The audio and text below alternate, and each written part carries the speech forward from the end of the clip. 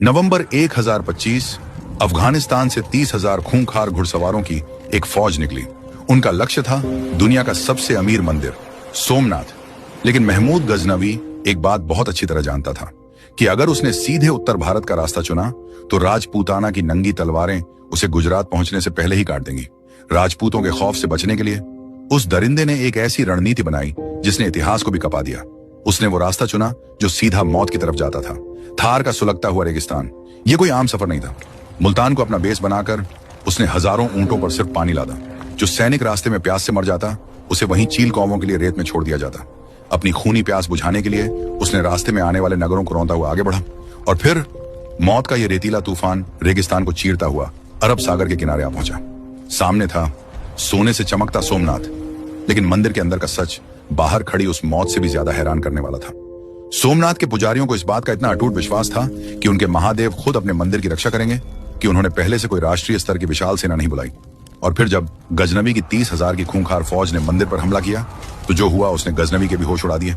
मंदिर के अंदर मौजूद हजारों शिव भक्त, पुजारी और मुट्ठी भर स्थानीय राजपूत योद्धाओं ने मौत के सामने घुटने नहीं टेके। जो हाथ में आया वो हथियार उठा लिया। ये जंग कुछ घंटों की नहीं थी। उन निहत्थे पुजारियों और चंद राजपूतों ने गजनवी की खूंखार फौज को पूरे 3 दिन तक मंदिर के दरवाजे पर रोक कर रखा। गजनवी को लगने लगा था कि वो ये जंग हार जाएगा, लेकिन तीसरे दिन एक खौफनाक हमले में शिव के भजनों और हर हर महादेव के नारों के बीच रक्षकों की सांसें टूट गईं। ये कोई मनगढ़ंत कहानी नहीं है। 13वीं सदी के मशहूर अरब इतिहासकार इब्न अल असीर ने अपनी किताब अल कामिल फित तारीख में गवाही दी है कि अपनी आखिरी सांस तक लड़ते हुए उस दिन सोमनाथ की पवित्र सीढ़ियां हजारों बेगुनाह हिंदुओं के खून से लाल हो गई थी। इतिहास का सबसे बड़ा महाबलिदान। लाशों के उस पहाड़ को रौंदता हुआ खून से सने जूतों के साथ महमूद गजनवी उस अंधेरे गर्भगृह में घुसा। लेकिन गर्भगृह के अंदर का नजारा देखकर उस खूंखार दरिंदे के भी पसीने छूट गए। सामने बिना किसी धागे, बिना किसी सहारे के वो विशाल काले पत्थर का शिवलिंग हवा में झूल रहा था। गजनवी खौफ से कांप उठा, लेकिन उसके लालच ने उसके डर को दबा दिया। उसने अपनी भारी लोहे की गदा हवा में उठाई उस भगवान को चूर चूर करने के लिए। क्या गजनवी उस चमत्कारी शिवलिंग को तोड़ पाया?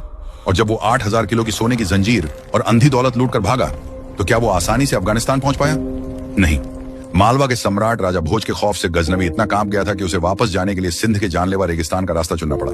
और उसी रेगिस्तान में उसे मिला एक अनाम हिंदू गाइड, जिसने अपनी जान की बाजी लगाकर गजनवी की आधी फौज को रेगिस्तान की प्यास में तड़पा तड़पा कर मार डाला। इतिहास की सबसे खौफनाक महालूट, उस अकेले शिव भक्त का महाबलिदान और राख से उठकर सोमनाथ के पुनर्जन्म की रोंगटे खड़े कर देने वाली कहानी देखिए हमारे ग्रैंड फिनाले पार्ट 3 में। अगर आप पार्ट 3 देखना चाहते हैं तो अभी इस वीडियो को लाइक करें और कमेंट में लिखें पार्ट 3।